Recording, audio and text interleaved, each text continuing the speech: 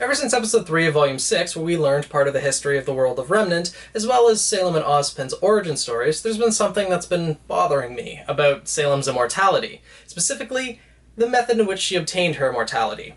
A curse placed on her by the gods, and yet it wasn't the gods who actually gave Salem her immortality. Sure, it was them who dropped her into the pool of creation, but it was already an inherent power that the pool of creation possessed to grant Salem that immortality, to grant anyone that immortality, as long as they submerge themselves in the water. At least as far as we know, and this is further reinforced by the way Jin told her fable, the way she described Salem's logic. If the pool of creation granted her her immortality, then surely the pool of destruction, the pool of darkness, would take that immortality away. Hence why Salem jumped into the pool of darkness in the first place. And with that being said, she jumped into the pool of darkness after the gods had already left. The power of the pool of darkness still remained, even after the gods left the world. They left the power of the pools intact. And even to this current timeline in Remnant, the pool of darkness is still producing Grimm, therefore still retains its power, and thus it's likely that the pool of creation would retain its power as well, opening up the possibility of other immortals in the RWBY series, or potentially characters we already know, gaining this immortality as well. Even opening up the possibility that if someone were to jump into the pool of creation and somehow make their way to Salem's territory, where the pool of darkness is, that we could end up with a second Salem. I don't think that the plot's going to go that way, but I'm not opposed to the possibility of another mortal appearing in the RWBY series. Now, it is entirely possible that the pool of creation just doesn't exist anymore. Because we saw, when the gods left the world, the god of darkness kind of destroyed half the moon and rained down giant meteorites on the planet. And we saw that as Salem was screaming at her fate, being the only human remaining, she was on her knees screaming in front of the pool of creation as we saw the meteorites crashing to the ground around her. So it's likely that the pool of creation was hit by one of these meteorites as well. Possibly a plan by the god of darkness to seal up the pool of creation, something that his brother had created, but nonetheless, I don't think that the pool of creation would actually be destroyed by this. At most, I think it would be buried and hidden from the world, for lack of a better term, and with that, there may not currently be any immortals, but I still believe that it exists in the world of Remnant. And the only person who would know where it exists would be Salem. Assuming that, she made her base in the land of darkness, where the pools of darkness are, she'd probably know where the pool of creation is. Now, it wouldn't remain in the same place that it would have back when humanity had their first go-round, because it seemed that the pool of darkness and the pool of creation were fairly close to one another. Salem seemed to be able to walk from the land of light, where the pool of creation was, where she begged for Ozma's life to the god of light first. Didn't take her long to make her way to the pools of darkness and to the god of darkness, at least as far as we could tell. It could have been a weeks-long or month-long journey. However, I don't know how much money she had for food, things like that. I don't know how long the journey would have taken. Besides, she was only carrying Ozma's staff, so it seems like they weren't that far apart. But again, that's something we don't actually know. And based on what we know so far and what a lot of people theorize, we already think that the Pool of Darkness and Salem's headquarters is up on the dragon-shaped continent in the upper left of the world of Remnant. And, it would stand to reason if the Pool of Creation and the Pool of Darkness were close to each other back in the day, then, they'd probably be on the same continent as well. Except thousands of years have passed. Continental drift is a thing. The meteorites that were rained down from the moon probably reshaped the landscape to a certain extent. Making craters, making lakes, expanding oceans, potentially causing tectonic plates to break apart, depending on how deep these meteorites penetrated the Earth.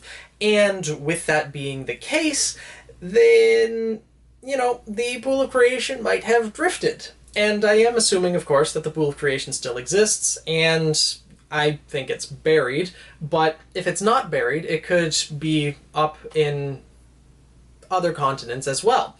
Now, personally, the two main locations I'd like to see it, and this isn't really anything to be based on except being the two closest areas to the dragon-shaped continent, that being the land of Atlas and the land of Vacuo.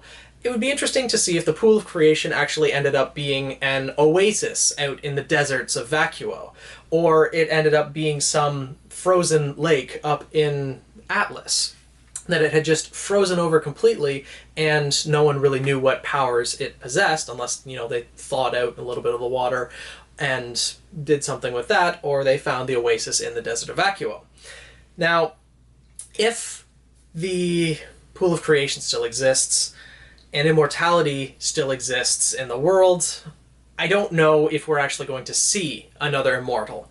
But the possibility remains that another one could exist, and this is why I'm making this video. I want everyone's opinion on whether they think another immortal could exist in the world of Remnant, if another character that we already know even could get this immortality and potentially be able to fight Salem using that. They think that maybe, okay, we need to fight Salem with her own power, hop into the pool of creation, then hop in the pool of destruction as well. Maybe some villain as well is going to oppose Salem and the rest of the world and try to gain the same power as Salem, but, take it for themselves. And the thing is, this pool of creation grants perfect immortality.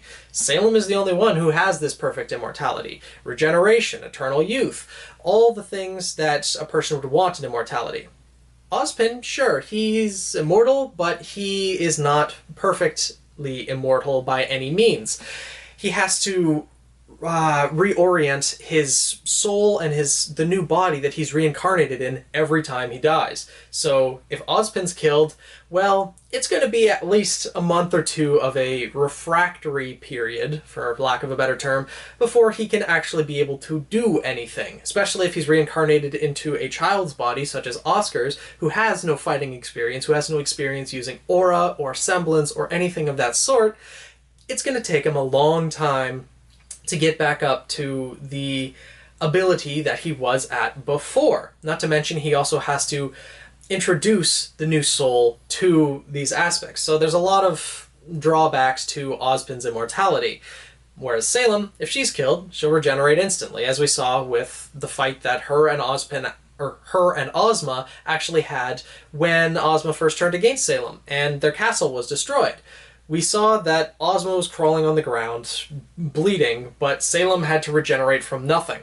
So, as I mentioned in the video, in my review of Episode 3, Volume 6, Ozma initially won that fight. He was stronger than Salem, and he did beat her. He won the fight, but lost the battle, because Salem regenerated, and then, him already being wounded, her now back at full health, was easily able to dispatch him.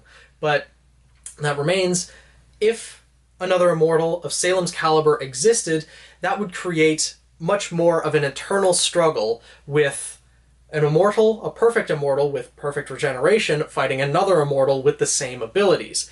That creates more of an eternal struggle than what Salem and Ozpin have. Because as it is right now, Ozpin is kind of just a thorn in Salem's side. There's a reason she doesn't go out of her way to kill him every time he reincarnates, because he's not that much of a problem. Once he reappears, she knows she can dispatch him quite easily.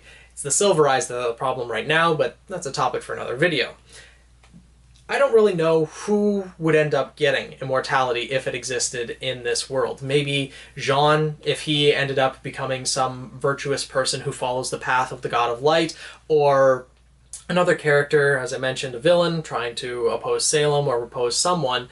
But as I mentioned before, the possibility still exists for another immortal to be in the world of Remnant if the pool of creation still exists. And as I mentioned, this entire theory could be completely botched just if the pool of creation no longer exists. That if the meteorites did destroy it completely and the waters just drained away, then yeah, there's nothing else that can be done about it. But if the pool of creation does exist, Maybe more immortals will as well. Who knows? Maybe what the Pool of Creation granted, that will be able to be taken back from Salem. What the Pool of Creation grants, the Pool of Creation can taketh away. And that will be the end, or the final result of how Salem ends up being defeated. Maybe being dunked into the Pool of Creation will weaken her immortality, or make her mortal for mere seconds, and then be able to, someone able to take her life. Maybe that's the way she ends up being defeated, but let me know what you guys think. What the Pool of Creation would be used for, or who would use it, rather, if it still exists in general, and if it exists, what do you think it could be used for? Like, as I mentioned, being able to take away Salem's immortality, even temporarily, being able to just extend people's lives if they perhaps just drank a glass of that water, if it extends it by 100 years, or rejuvenates their youth, or something along those lines. Let me know what you guys think down in the comments below. If this would, well, it would if multiple immortals existed in the world of Remnant, kind of throw off the balance in the world of Remnant overall, but let me know what you guys think. If the possibility of someone else getting immortality is feasible, or, you know, just let me know what your opinions are. I look forward to reading them. Thanks for watching. Make sure to subscribe if you haven't, and I'll see you guys in the next video.